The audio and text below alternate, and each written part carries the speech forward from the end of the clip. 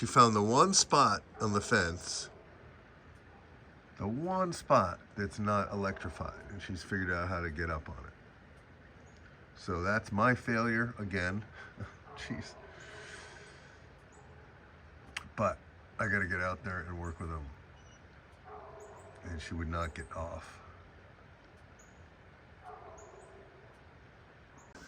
So she knocked the fence down. She broke the thing. This is bad. This is very bad. Okay, I gotta stop filming. She's hooked there because she broke the fence. And she was right up on here. And I thought, oh, there was a spot she didn't go, and so it's frustrating. I don't know how to do this better. And so I have a second, I have a moment.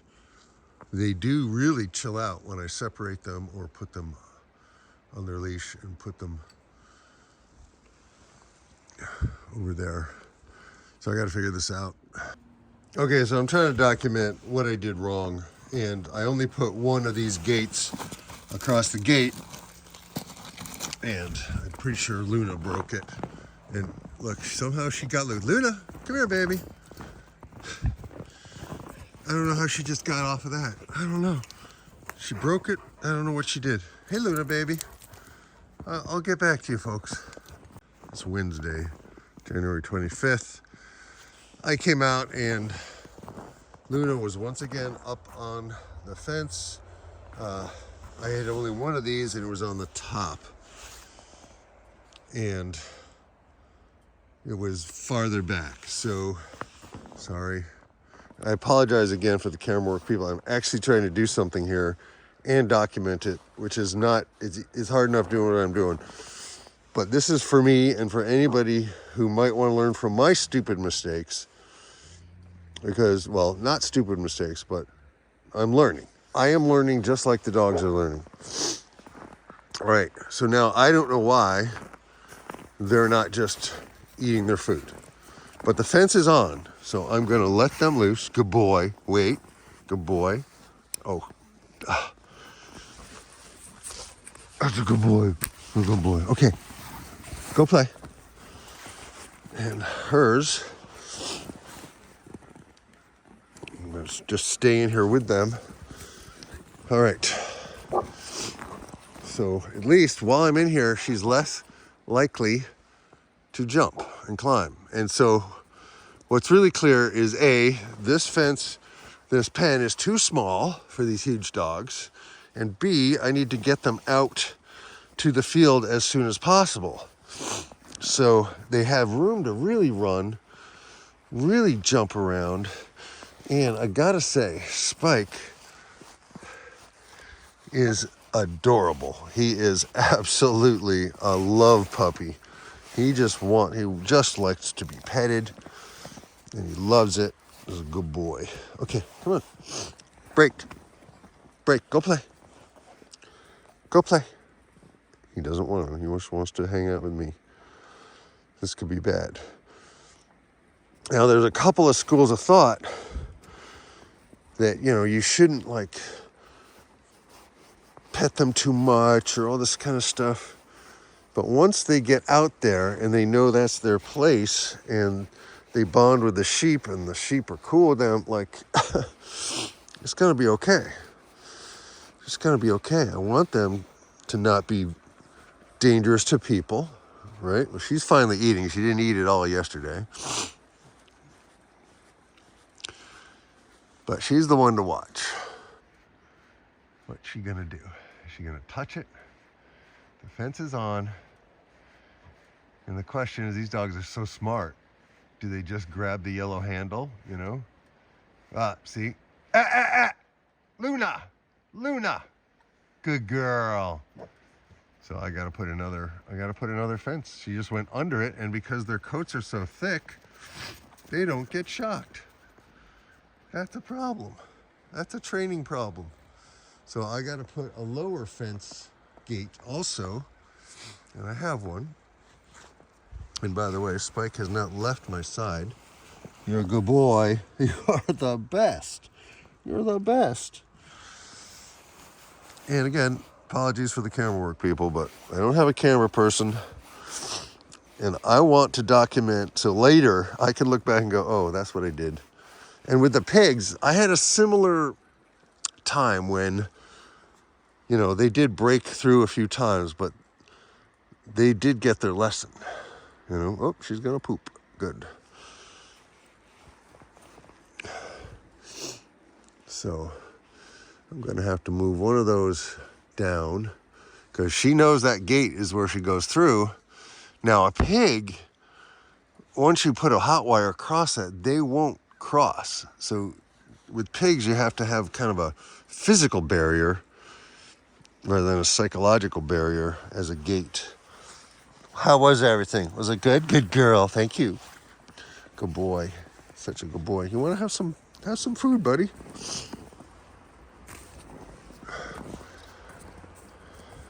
My hand is almost frozen off. He does not want to leave. He likes me. And that is so gratifying to my musician's ego. Yes. You like my music, don't you? Yes, you do. Oh boy, I gotta put my hand in my pocket. There's a good boy. That's a good boy. Yes, he's a good boy.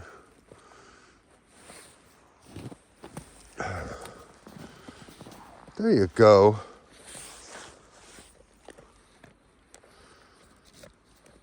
Who's my girl? Who's a good girl?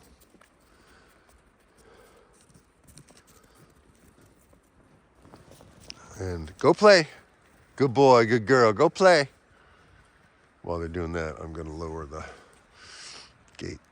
So the learning curve is vicious. You can read all the books and watch all the videos you want, but until you're actually trying to do it with real live animals, yeah. So what I'm doing now, the fence is on, the gate is slightly different, but I'm just walking around spending time with them. Come on, there we go. Let's walk with me. Good boy. And Spike is just happy to just kind of walk with me. He's, you know, they're still playing and stuff, and the reality is this is way too small a pen. I need to get him over the farm. Careful. Because it's, again, I had this problem with the pigs. If I made an area that was too narrow and they turned around and got shocked, it just didn't work. So what I'm doing is I'm just walking around, just being with them while they're playing, and just trying to, she is rough. She is rough. She might even be the dominant dog. Oh no, he had her too. Hey, hey. See, that's the other problem, is they're so big and they're so insulated. The sheep have this problem that they can break the fence pretty easily. So it's kind of it's dicey, you know, it's a process. But what's amazing to me is how they just want to just sit and just hang out with me. Once they're done playing. So not too worried about them running away at this point. They're not Great Pyrenees, which tend to do that. But again, people, I have to emphasize this over and over again. I am learning to do this. I'm putting all the stuff I've learned now into action, some of which is working. And I don't have a slip collar. I don't have a prong collar. And she knows that's the gate. But she didn't test it. Good girl. Now she's going to eat. And that's the other thing. I've been told, you put their food down. If they don't eat it, you pick it up right away. But I've been too busy, and I don't know why they're not eating their food. So I think what I'm going to do is see if I can leave the area and let them be for a little bit and see if they'll eat their food. I'll stand outside. What a handsome dog this guy is. Gesundheit. He just wants to be with me. Like, I can see being a shepherd, hanging out with your flock and your guard dogs, that, you know, they would be so loyal to you. And she is a handful. She's 1 year, he's 2 years. He's a little settled. Maybe she'll settle down. But my concern is I don't want them to do that with the sheep, but they don't do it with me. So hopefully there's hope there. And I know I'm talking way too much. And the problem is this pen is too small, so they're going to bump into those fence posts and break them, because it's cold, they're brittle. They're only going to get a shock if they touch it with their nose, and they're pretty much good about that. So I'm going to leave their food down. And they don't like their food as treats, that's for sure. They are not motivated by that food. So, it's too soon to get them on a raw diet, because that needs some thinking and some planning.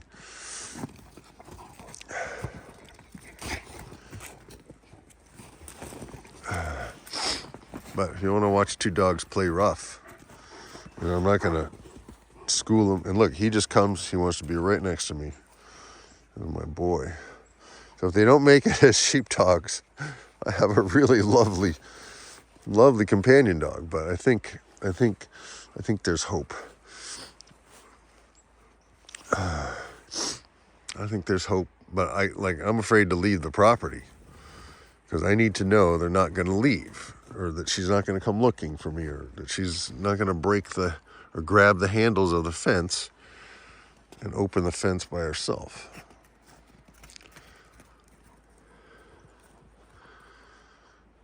The snow also is insulating, so that they might not get as much of a shock as if they're on the ground.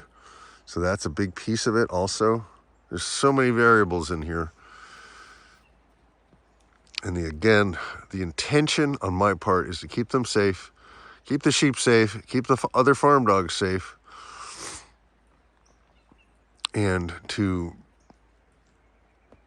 boost my learning curve, so I know what's effective and what's not effective. I know what to do and what not to do, and I don't at this point.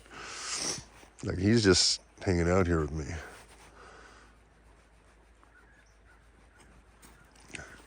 Now, essentially, is it necessary to train them to walk perfectly on a leash? No.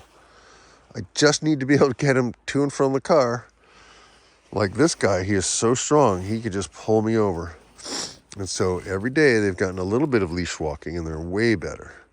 But I don't have a slip collar, and I do have a prong collar, but I don't want to try that until I try the slip collar. So I've got to figure that out. There's just a lot. And if you're not prepared, if you're not ready, if you aren't trained, that increases it. Okay, so this is her spot that she likes to get up over there and watch the birds in the bird feeder. Zoom in on her a little bit. Hopefully we'll edit some of this tedious footage out. I tell you, it's been a long time since I've had a dog by my side, and it feels good. There's something about dogs and humans. Good girl. Come, Luna, come. Yeah, see, she's not coming to me. She's still distracted, but look at him. Good boy. Where's my Spiky? There's my Spiky, good boy. Good boy, Spiky. Good boy. Now, I have some friends who got some Maremas from somebody who said never use treats with them. Like, I don't like rules like that. If it may work for some dogs and not other dogs. That's the deal. But they do not like their food. Since they've tasted the other treats I have, they're like, yeah, I don't want this stuff. So she's now going to start in playing with him. All right. I'm going to use this as my moment to break. The problem is they are so insulated. They're so insulated with their fur. So now I've put 3 gates up.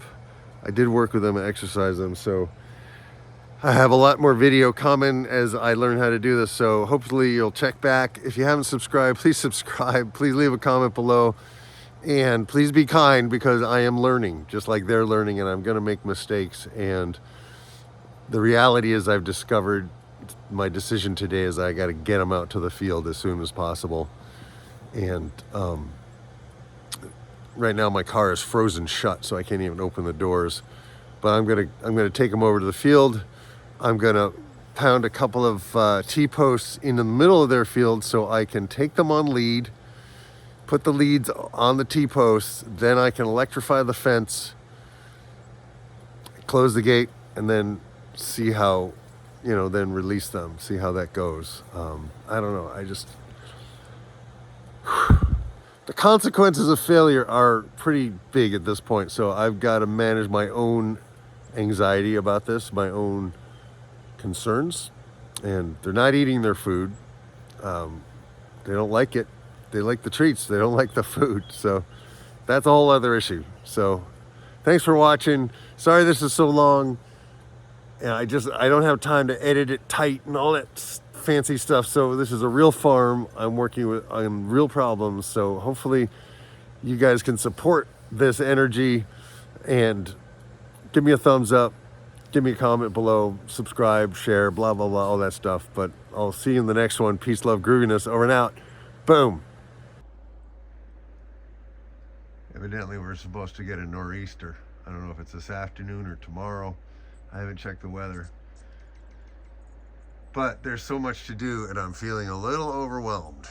Holy guacamole. We're waiting for a storm, so I gotta go deal with some other stuff. I gotta give them more water. And he's finally eating. I don't know why they weren't eating. I put the food down, and the normal lesson is if they don't eat it right away, you lift it up. But I don't know, there's so many other things that the food ended up being left, but they're almost out of water. Gotta get her some more water. All right, it's being very busy here, very, very busy. But so far the three hot wire gates that I put in are being respected. But that's the question. Don't know how much they respect them. And I'm trying to decide if I should give them a larger area here so I can keep an eye on them, or if I should take them over to the farm, but we're supposed to have a storm. And their coats are so insulating that it's only their nose.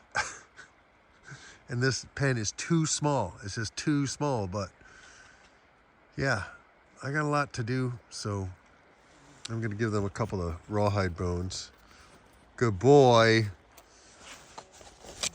Hey. Hey. Yes. Go play. Oh, see? She touches it with her tail and doesn't get a shock. But in the meantime, like, knocks the thing over. Good boy. I'll be right there. I gotta give you some water.